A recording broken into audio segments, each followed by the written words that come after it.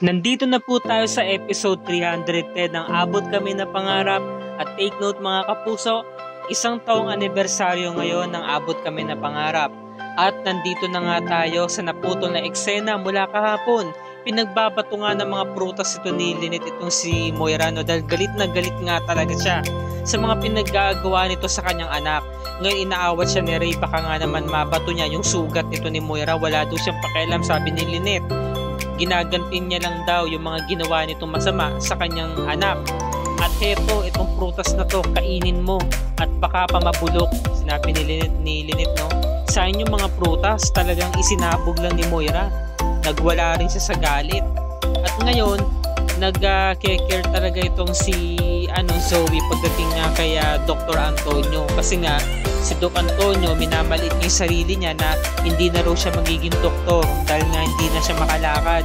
Mas mukha parang siyang pasyente, di ba? Natuloy ng doktor siya. Ngayon, pinalakas siya ni Zoe. Pinalakas si Zoe yung loob niya. Sabi niya, pansamantala lang naman yan. Alam mo, kahit na hindi ka makalakad, pwede ka naman mag-aral as a doktor, di ba? Nandito naman ako para sa'yo.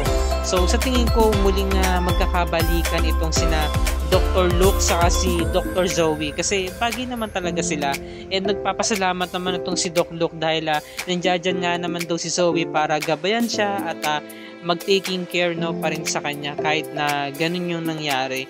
So, ito naman, nakita naman ni na Nurse Evans saka ni Nurse Karen dahil off-duty na sila. Nakita nga nila itong si Nurse Joy na nagmamadali at merong pupuntahan. So, maling akala na naman ng mga marites ng Apex. Akala nila may masama talagang gagawin ito kay Chang Susan. Samantala, pumasok itong si Doc Carlos dahil nga hinahanap niya si Lynette at hindi pa ito bumabalik ng East Ridge. Iniwan muna siya ng secretary. Ngayon, biglang tumawag itong si RJ. Talagang wrong timing, no? Kasi nga, nasagot ito ni Carlos. Yung nga sa landline na telephone. Ngayon, nakapagkita na nga si Doc Joy kaya Chang Susan at gulat na gulat ito. Sabi nga ni Chang Susan, alam mo hindi mo na sana ito ginawa, nag-abala ka pa. Alam mo sana pinera mo na lang kasi mahilig ako sa pera Hindi, charot lang. O, tara na, kumain na tayo. Napakadami nito, hindi ko ito kayang ubusin, mabuti pa saluhan mo ko. Nurse Pico, halika. Magmerienda ka na muna. Ang dami puro mga puto, puro mga malalagkito, puro mga kakanin. Tapos kakain na nga sana ng pansit si Chang Susan. Pinigilan siya ng dalawang marites. Chang Susan, may lason yan. Huwag niyo pong kainin. Alalahanin niyo po, tauhan po siya ni Zoe. So sabi naman ni Doc Joy, ako, lalagyan ko ng lason? Ba't ko naman gagawin yun sa tao nagtulong sa akin sa may lindol? Talaga ba Doc Joy, tinulungan ko ni Chang Susan? Oo, tinulungan niya ako. So ito na nga, nasagot na nga ni Doc Carlos yung tawag nito ni RJ. At sinabi ni RJ, kamusta Lynette? Na-receive mo ba yung bulaklak na pinadala ko sa'yo? So sumagot si Carlos sa kabilang linya. Sabi niya, RJ ko pala. Nagpadala ka pala ng bulaklak kay Lynette. Sabi naman ni RJ, oo Carlos, wag mo naman sana masamain kasi kaibigan ko naman si Lynette. Ginawa ko lang naman yun para magpasalamat sa kanya. Hanggang sa dumating na nga itong si Lynette, no? Kagagaling niya lang sa Apex.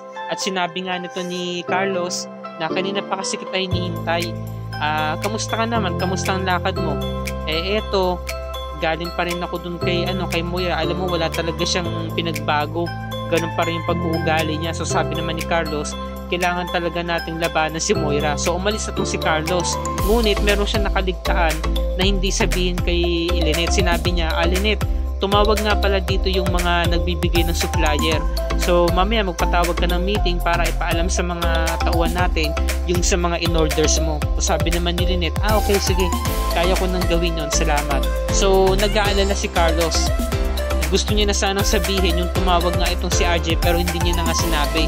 Dahil nga baka magkaroon ng problema, baka isipin nga ni Lynette na nag-selos itong si Carlos.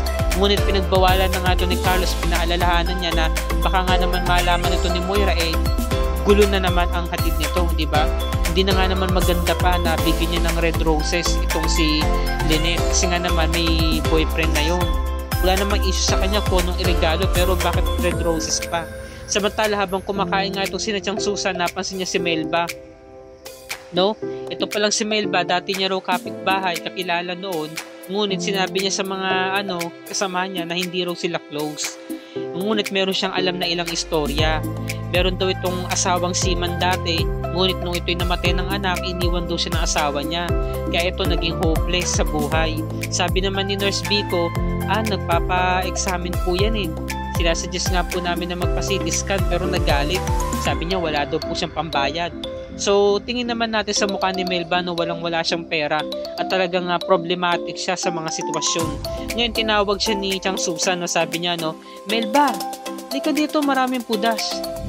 Natawa talaga ako dito, ibig sabihin maraming pagkain. So lumingon naman sa kanya si Melba.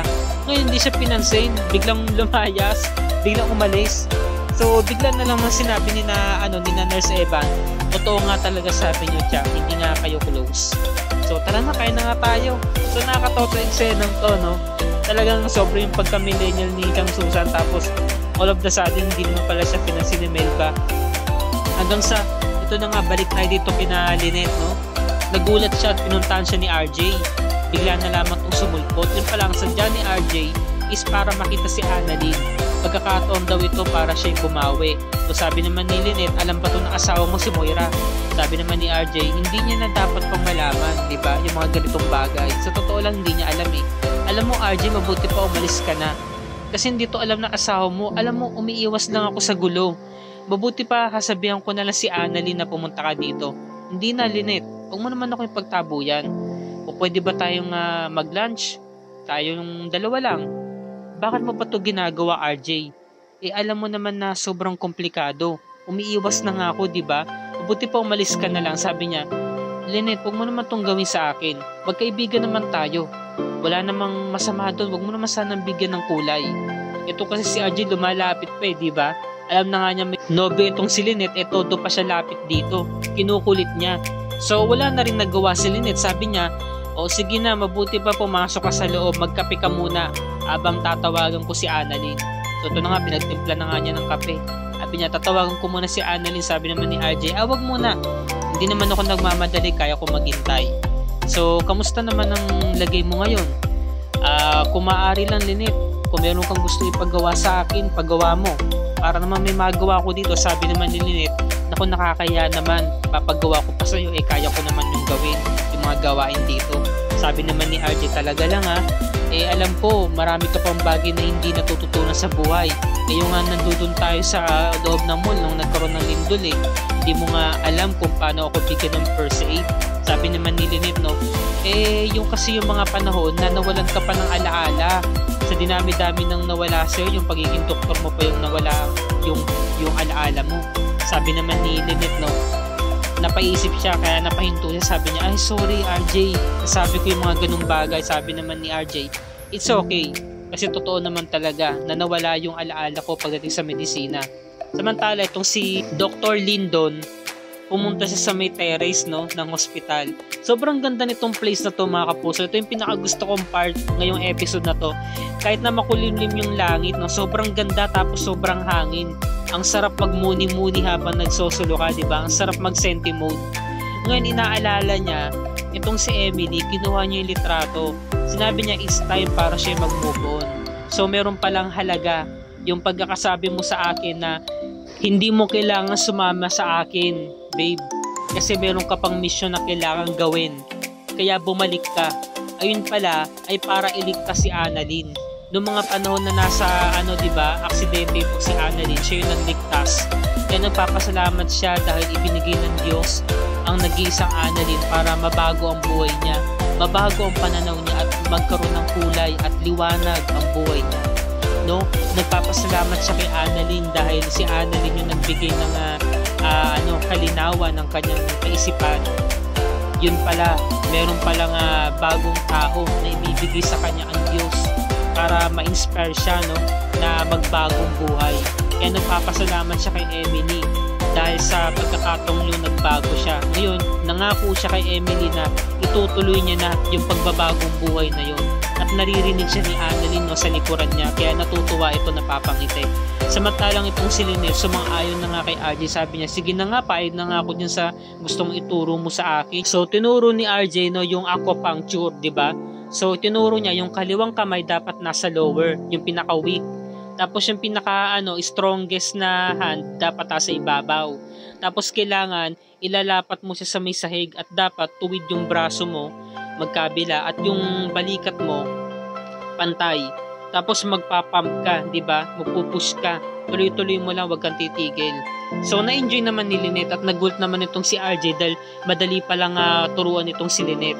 Ngayon, habang sila nalilibang, biglang pumasok itong si Carlos at bakas na bakas sa mukha niya ang labis na pagkaselos at naiinis na nga siya sa mga nakikita niya. At dito na po nagtatapos ang review and recap para sa araw na to. Bukas pakatutukan natin episode 311 mga kapuso. Ito nga si Moira, nakita na nga sila ni RJ. At sabi naman ni RJ, okay naman si Zoe, 'di ba? Wag niyang dapat na alalahanin. Kasi nga itong si Moira hindi talaga mapakali. Gustong-gusto na nga niya talagang umuwi na. Samantalang itong si Zoe, ayun pala nakipagkita pala kay Annalyn. Nagkaroon sila ng bonding moments na mag-ate. Samantalang itong si Chang Susan, gusto niyang tulungan itong si Melba at nabuhayan ito ng loob. Sabi niya, talaga ba tutulungan mo ko? Samantala, sa pagkikita nga ni Lynette sa ni RJ, nakita sila ni Giselle. At tuwang-tuwa itong si Giselle, sabi niya, sa wakas nagkita na ulit kayo. At nagpapasalamat ako sa iyo, Obeng, dahil nakita mo na rin ang totoong pag-uugali ni Moira. Samantala, patuloy pa rin ang bangayan at sagutan at sumbatan na mag-inang Zoe at Moira. At napagdesisyonan na nga ni Zoe na palalayasin ang sarili niyang ina sa Apex mismo. At ang sabi naman ni Moira, hindi mo ako mapapaalis sa ospital ko. Sabi naman ni Zoe, FYI, ospital to ni Daddy, hindi sa'yo. Kaya nabigyan siya ng malakas sa sampal. Nasampal na naman ni Moira itong si Zoe. So, malalaman natin bukas mga kapuso kung ano ang kahinatnan na eksenang to. Kaya wag natin palalagpasin yan bukas sa araw ng Miyerkules, September 6, 2023. Episode 311 na tayo.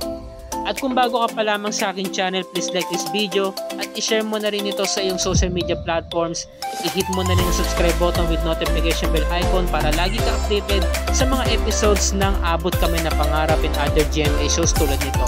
Maraming salamat sa inyong panonood mga kapuso, and God bless us all.